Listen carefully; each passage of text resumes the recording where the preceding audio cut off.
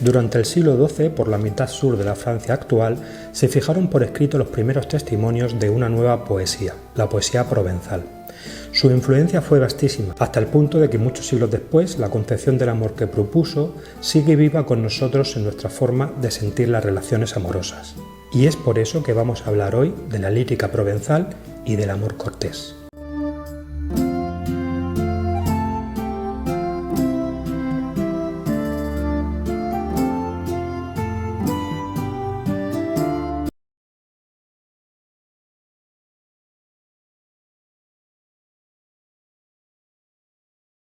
Nos situamos en la Francia del siglo XII. Por aquel entonces, Francia no era tal y como la vemos ahora. Estaba compuesta por territorios independientes, gobernados por la aristocracia. Reyes, condes, duques... Los reyes en aquel momento, por cierto, no eran los nobles más poderosos. La actual Francia tenía dos partes bien diferenciadas. El norte, donde se hablaba la lengua de hoy, de la que procede el francés actual, y el sur, llamado Occitania, donde se hablaba la lengua de Oc. Dentro de esos territorios independientes que formaban Occitania se encontraba Provenza, y justo ahí nació la poesía provenzal. Las lenguas, por cierto, se llamaban así porque era la forma que tenían de decir sí. El feudalismo se impuso como sistema de gobierno político, social, económico. Resumidamente consistía en permitir a los siervos, al pueblo llano, vivir en las tierras del señor feudal, lo que implicaba también el derecho a cultivarlas y también a ejercer la ganadería, y a cambio recibían una supuesta protección en caso de ataques enemigos. Los cultivos y los animales pertenecían al señor, los siervos se quedaban lo justo para malvivir y aceptaban el contrato sabiendo que estaban obligados a seguir allí de por vida. No solo ellos, sus hijos también. El siervo, por supuesto, obedecía totalmente al señor. Todo esto será muy importante más adelante. La Edad Media cubre más o menos 1000 años de historia de nuestro continente. Lógicamente se produjeron muchos cambios en ese tiempo. Y uno de esos cambios, el que más nos interesa, será el paso de la Alta Edad Media a la Baja Edad Media. Voy a intentar ser lo más breve posible. Durante la Alta Edad Media se vivía con mucha, inestabilidad territorial y política, ya fuera por luchas entre reinos vecinos o por lucha contra invasores extranjeros. Sin embargo, la Baja Edad Media se diferenció bastante de esto.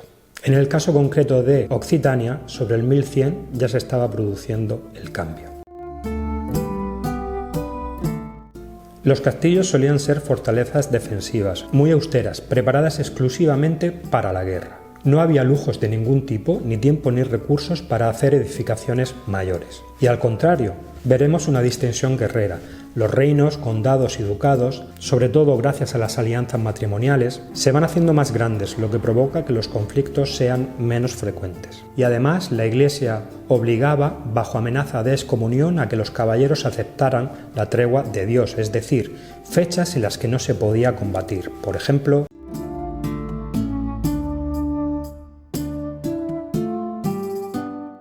los periodos más pacíficos permitieron construir castillos más grandes y lujosos. La paz implicaba que la nobleza pasaba más tiempo dentro de sus posesiones, por lo que querían disfrutar de más comodidades y grandiosidad.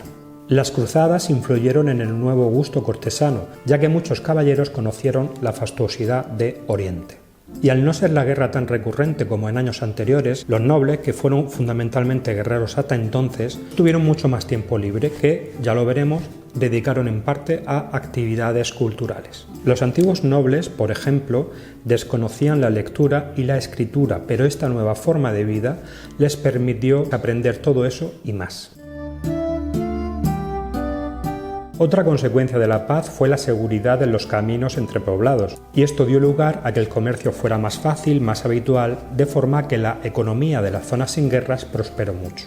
Todas estas circunstancias sucedieron alrededor del siglo XII en Occitania, lugar de nacimiento de la lírica provenzal, donde hubo...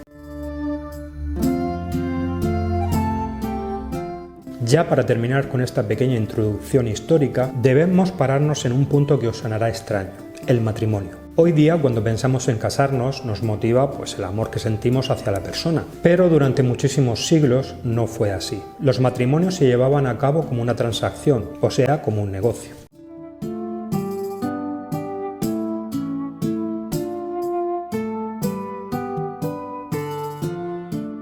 Los novios no solían conocerse entre sí y la mayoría de las veces la diferencia de edad era muy grande. No puedo extenderme aquí, pero la misma Iglesia consideraba que el buen matrimonio no podía basarse jamás en el amor.